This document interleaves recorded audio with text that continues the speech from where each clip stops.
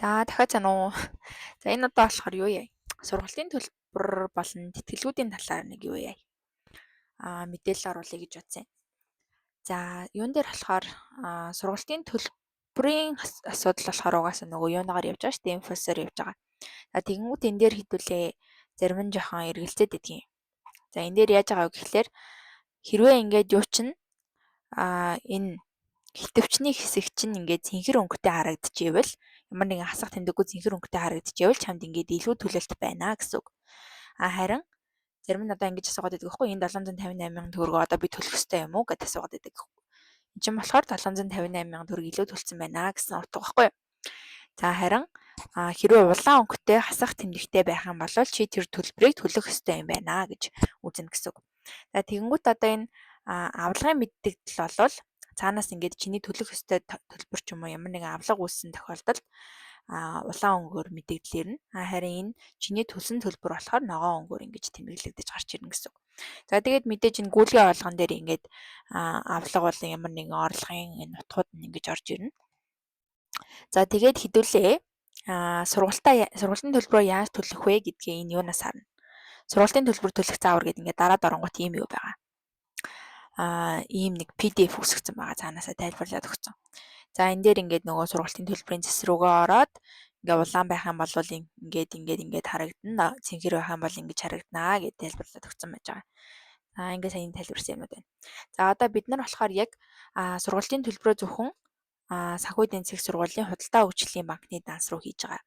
Тэгээ энээс өөр данс руу орохгүй байгаа гэсэн үг шүү дээ. За ингээд төлбөрөө хийхдээ хэдүүлээ оюутны код овогнор холбоо барих дугаараа заавал бичих шаардлагатай. За тэгээд энэ дээр ямар нэгэн төлсөн мэдээллээ алдаатай оруулсан, буруу оруулсан тохиолдолд бол заавал санхүүгээс шалгуулж авах шаардлагатай.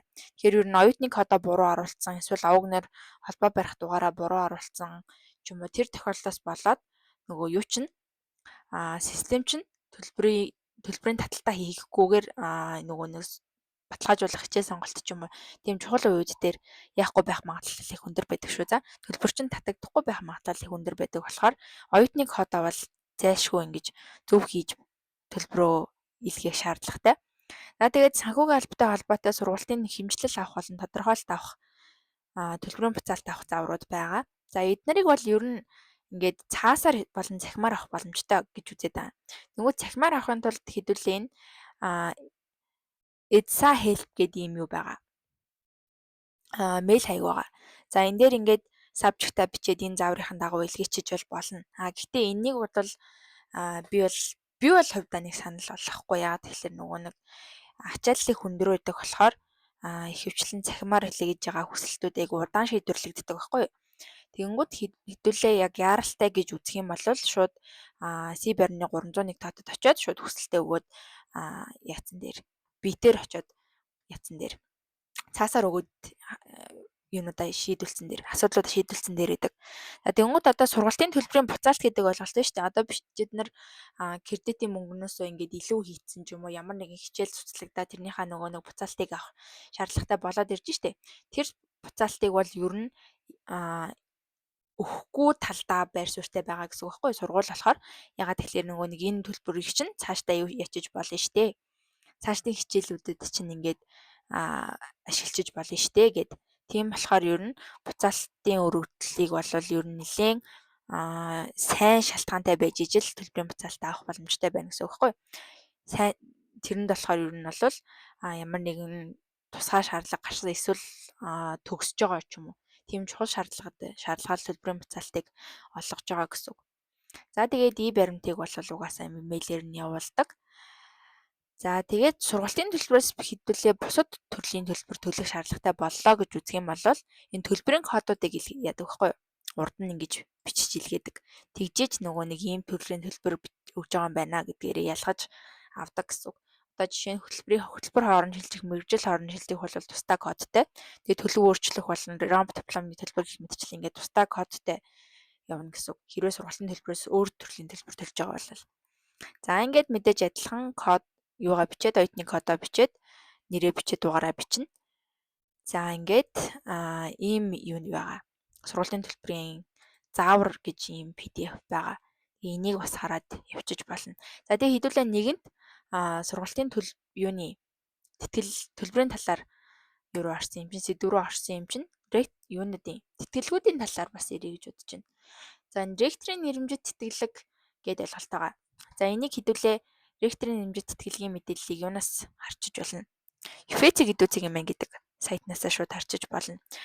За энэ яг яадаг тэтгэлэг вэ гэхлээр за энэ оюутны амьдрал гэдэг хэсэг дээр байгаа. Тэтгэлэг гэж орох юм бол ректорын нэрэмжит тэтгэлэг гэдэг байгаа.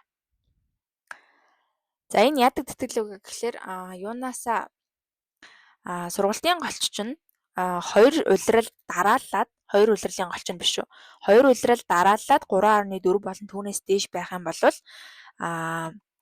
юу тутна? Сургалтын голчоос хамаарат 25-аас 100% тэтгэлэг болгодог гэсэн үг. За тэнгууд 25-аас 100% гингүүт яг чиний нөгөө төлсөн төлбөрийн 25 болон 100% гэж ихэнх хүмүүс ойлгоод байдаг байхгүй. Тэр нь 100% гэдэг нь яг юу хэлээд байна вэ гэхлээр 15 кредитийг 100% гэж үзээд тэрнээс 25-аас 100%ийг нь олгодог гэсэн үг. За тэгэхээр чиний юугаар бол чиний төлбөрөөр 226 240 хэдэн мянган төгрөг нэг кредит байлаа гэж үзэхэд тэрийгээ 15-аар үржүүлээд тэрнийхээ 40% 25-аас дээш хувийг нь авах боломжтой гэсэн үг ректорын нэмжит тэтгэлгээр. За голчоос гадна хэдүүлээд юу хэрэгтэй? Эрдэм шинжилгээ судалгааны ажил хийсэн байх шаардлагатай. За тэгээд сургуультай болон сургуультай хувь нэмэр оруулах гээд нэг юу байгаа. Шаардлага байгаа. Энэ болохоор сургуультай эсвэл өөр газруудад хийсэн юм волонтер сайн дурын ажлуудыг хийж болно гэсэн үг. За ийм 3 шаардлагаар оноожуулаад юуг нь яадаг? Тэтгэлгийн хувийг нь тогтоож өгдөг. За хэрвээ чи ингээд эхний удаагаа авж байгаа бол яг сургуульдаа ингээд сургуулийн ямар нэгэн аль мэгжинд очиод ингээд ажиллаад тэдэн цаг тооцоолаад ингээд авч болох байхгүй. Одоо жишээ нь хамгийн сайн юу бол ментор оюутнаар ажиллах юм бол 24 цагаа ер нь бол шууд тооцоолаад авчих боломжтой байдаг. За харин хоёр дахь удаага тэтгэлэг авж байгаа тохиолдолд амбассадор оюутан гэж болдог байхгүй. Тэгэхээр амбассадор оюутан гэж юу хэлээд байгаа юм бэ гэхлээр ер нь сургуулийг төлөөлөх ийм элч оюутан маягийн зүйл гэсэн үг байхгүй. Тэнгүүд сургуульдаа хэдүүлээ ийм хэрэгтэй шаардлагатай байгаа төслүүд дээр нь ингээд орж ажиллаад амбассадор оюутныхаа юг тэмдгийг аваад тэгээд тийгээ дахиад юуныхаа цагийг тооцоолдог гэсэн үг. Дараагийн тэтгэлэг авах цагийнхаа энэ сургуульдаа хувь нэмэр оруулах гэдэг шаардлагыг нь хангах энэ ажлаа тооцоолдог гэсэн үг. За ингээд ийш ороод харах юм бол тэтгэлэг хомрогцсон оюутны тоо моо ингээд бүгд харагдчихийдэг. За тэгээд 3.4-өөс 3.6-гийн хооронд бол 25% тэтгэлэг бол 25 болон түүнээс дээш хувийн тэтгэлэг олох боломжтой. За 3.6-аас 3.8 бол 50%, 3.8-аас 4 бол 100% тэтгэлэг болгодог гэсэн үг. За ингээд мэдээж зөвхөн голчоор биш энэ нэмэлт хоёр юугаар яадна гэсэн үг. Шаардлагаар тооцогдож оноожуулаад ингээд тэтгэлэг нь авна гэсэн үг. Тэгээ ер нь тэтгэлгийн процесс нь яаж явагддаг вэ гэхлээр Teams дээр ингээд юу орчдөг юм.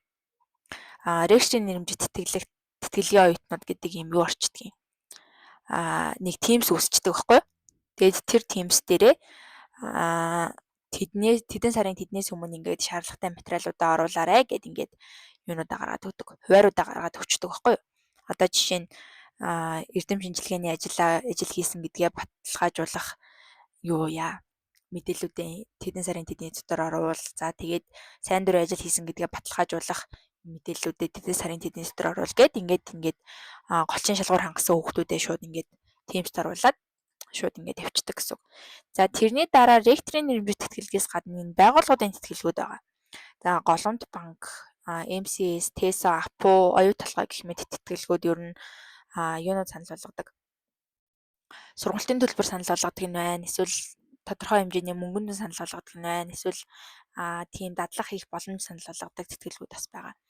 За тэгээд манай сургуулиас ер нь хамгийн түгээмэл авдаг нь энэ Бадраа сангийн тэтгэлэг болон Голомт банк тэгээ оюу толгоогоос бас их авдаг. За юунуудыг нь харъя. Би энд нэг 2 жилийн өмнө юу хийж исэн тэтгэлгүүдийн юм зарлагдах хугацаа тэтгэлгийн хэмжээг нь харуулсан юм хүснэт хийж исэн юм байна.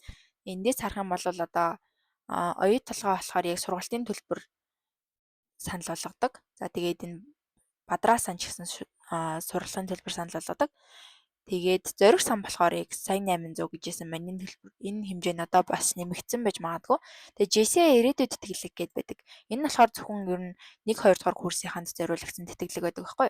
Тэгэхээр энийг бас судлаад үзүүлэх зүгээр. Тэгээд Монголын андууд гэдэг энд юу байдаг. Гэтэ энэ одоо авж байгаагүй би сайн мэдэхгүй байна. За тэгээд мэдээж ерөнхийлөгчийн нэрмжит тэтгэлэг байгаа. Ерөнхий сайдын нэрмжит тэтгэлэг байгаа. Тэгээд эднэр болохоор ер нь жилд 2 ерөнхийлөгчийн нэрмжит тэтгэлэг нь бол жилд 2 удаа зарлагддаг юм байлээ. Тэгээ ингээд холбоосууд нь байгаа. Энэ файлыг бас та нарт өгчий гэж бодож байна. Тэгээ ер нь бол ийм нэг зүй тогтлоо дээ. Тэтгэлгүүд намар зарлагдаад эрдэм шинжилгээ судалгааны ажлууд болон тэмцээн уралдаан олимпиадууд хавар болдог ийм юу байдیں۔ Зүй тогтол байдیں۔ Тэгэхээр зундаа тэтгэлэгтэй шаардлагатай тэтгэлэгт оролцъё гэж бодож байгаа бол эртнээ судлаад зарлагдах хугацааг нь судалж агаад миний оролцох боломжтой ямар тэтгэлгүүд байна гэж судалж агаад тэтгэлгийн материалуудаа бүрдүүлэх шаардлагатай байхгүй. Одоо жишээ нь сайн дурын ажил хийсэн байх ч юм уу, голчийн мэдээлэл, дүнгийн тодорхойлж их мэд тим юмудаа хөөцөлдөд, зун болон намар нь хөөцөлдөд арай өвлийн амралтаараа нөгөө нэг ямар оролцох боломжтой олимпиад уралдаанууд байна гэдгээ судлаад тэрэндээ бэлдээд хавар нь тим юмд оролцоод явж явах боломжтой гэсэн үг. Тэгэхээр ер нь тиймэрхүү юмуд байгаа. Тэгээд би болохоор энэ юунд оролцож исэн. MCS-т юугаа өгч исэн. Юугаа өгөөд бүтэн жилийн тэтгэлгээр яажсэн байхгүй юу? Тэтгэлэг авчихсан байхгүй юу?